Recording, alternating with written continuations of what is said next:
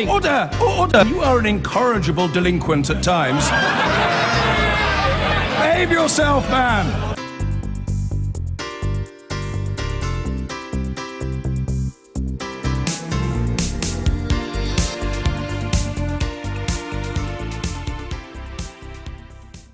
Well, the biggest surprise was the sugar tax, or the levy on sugary soft drinks. It wasn't long ago we've been told it was completely off the agenda, then out of the packet, it was there in the Chancellor's budget. Will it work? Here's Chris Cook.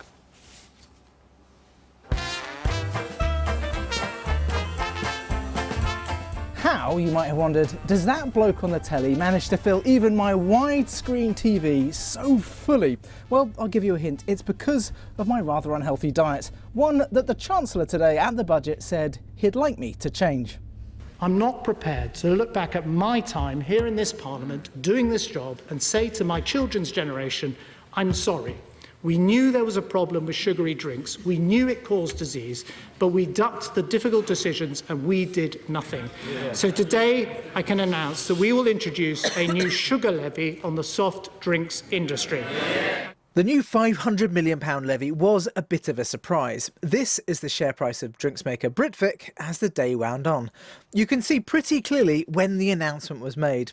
And here's Jamie Oliver, who's been campaigning for this change and was fairly delighted. I am over the moon, and now I expect a lot from the obesity strategy, which is due in the next few months. Hurry up, please, Mr. Cameron. He's personally looking after it, so go, boys. Let's see it. Now, public health officials hope that this measure will have a double whammy effect when it comes to children. First of all, the money it raises will be spent on school sports. Secondly, though, a quarter of the sugar that children take in comes from sugary drinks, and they hope that this tax will diminish that number. We do have a problem with childhood obesity. Around 1/3 of 11-year-old children are either overweight or obese. They are on track for health problems.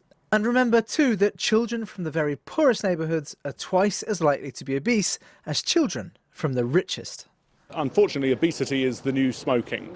It's 1 in 5 kids overweight across the country. It's obesity that causes perhaps 1 in 5 cancers, and it's costing us all £5 billion a year in NHS treatment. So we do need to take action, and doing something about the extra fizzy, sugary drinks that our children are consuming is a very good place to start.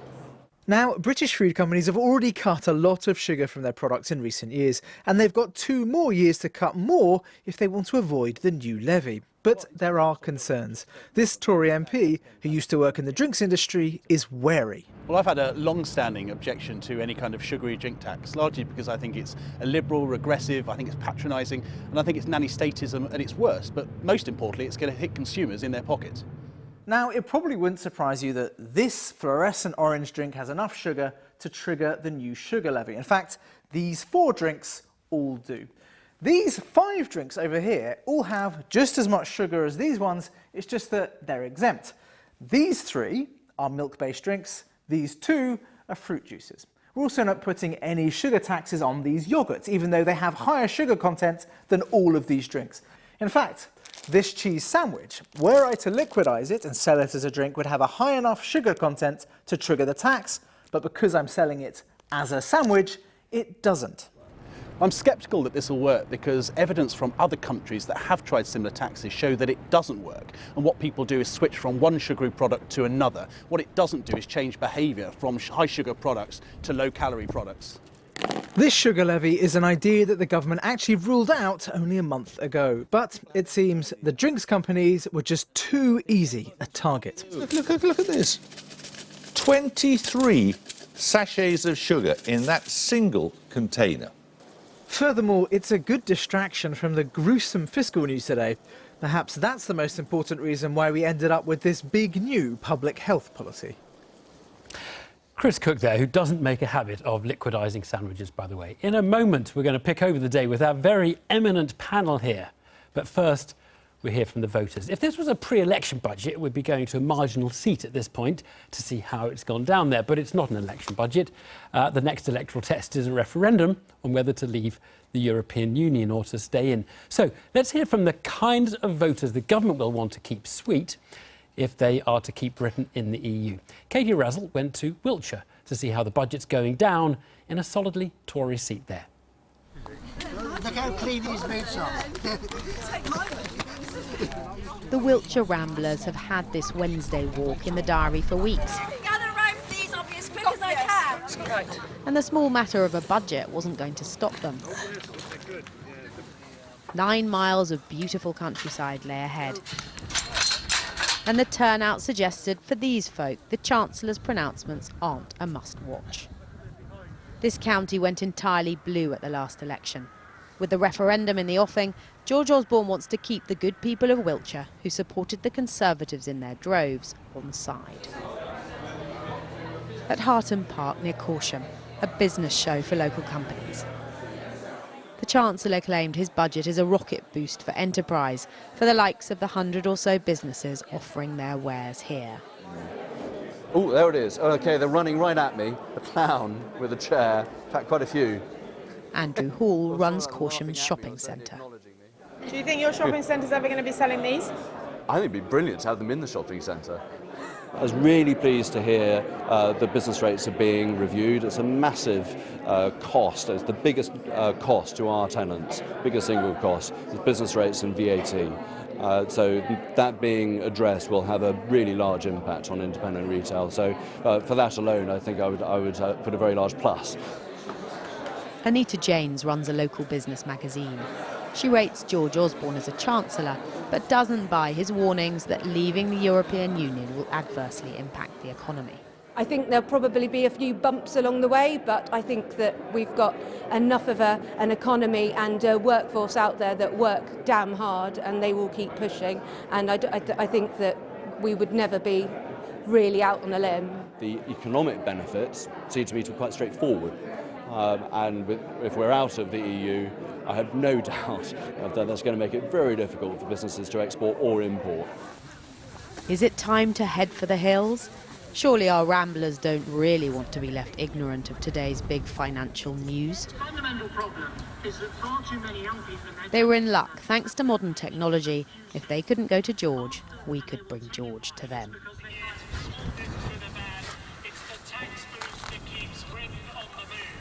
So no rise to fuel duty. Are you pleased about that? Oh yes, that's a good one. Okay. Fuel duty tick, but what of raising tax allowances? Where's the money coming from for all this? If we didn't pay the £53 million every day to Europe, that would go a long way to paying for some of it, wouldn't it? Yeah. So you don't buy his little, he did a little dig somewhere in there, he said that the forecast for the economy, although scaled back, was not as bad as it might potentially be if we left Europe. No, I do disagree with that. I think we should pull out. In fact, if they had a vote at lunchtime today, I'd vote to come out at tea time tonight. Others here backed Osborne on the deficit. We do need to get our expenditure down. Cuts are never palatable, particularly when they affect you.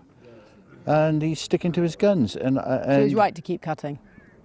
I think he has got to do, because otherwise he will get 3 or 4 years down the line and face a general election, and the opposition will slaughter him because he hasn't achieved what he set out to do.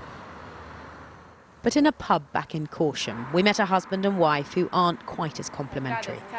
Alan McRae is a Conservative councillor. Gladys McRae was chairman of the local branch until she left in dismay at what her national party is doing.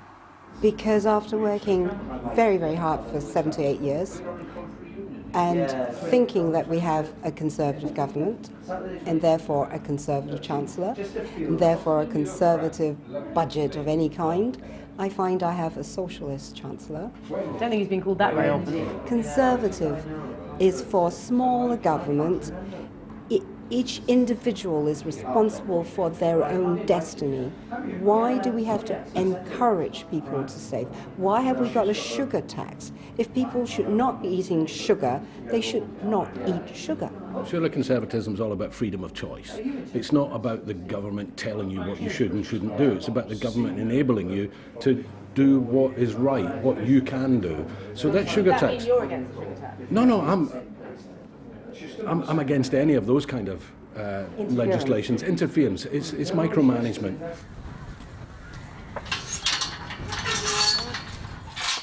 What is the path ahead?